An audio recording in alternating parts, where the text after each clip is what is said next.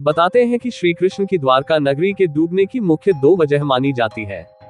पहला कारण, गांधारी का श्राप। पौराणिक कथा के अनुसार जरासंध द्वारा प्रजा पर होने वाले अत्याचारों को रोकने के लिए भगवान श्री कृष्ण मथुरा को छोड़कर चले गए थे। श्री कृष्ण ने समुद्र किनारे अपनी एक दिव्य नगरी बसाई। इस नगरी का नाम द्वारका रखा। माना जाता है कि महाभारत के 36 वर्ष बाद द्वारका नगरी समुद्र में डूब गई थी। महाभारत में पांडवों की विजय हुई और सभी कौरवों का नाश हो गया था।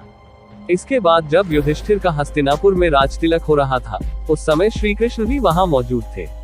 तब गांधारी ने श्री कृष्ण को महाभारत युद्ध का दोषी ठहराते हुए भगवान श्री कृष्ण को श्राप दिया कि अगर मैंने अपने आराध्य की सच्चे मन से आराधना की है और मैंने अपना पत्नीव्रता धर्म निभाया है तो जिस तरह मेरे कुल का नाश हुआ है, उसी तरह तुम्हारे कुल का नाश भी तुम्हारी आंखों के समक्ष होगा।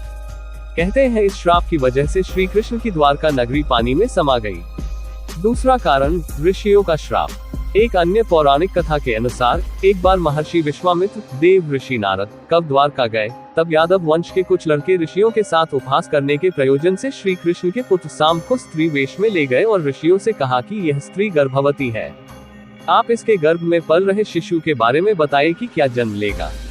ऋषियों ने अपना अपमान होता देख श्राप दिया कि इसके गर्भ से मुसल उत्पन्न होगा और उस मुसल से समस्त यदुवंशी कुल का विनाश होगा।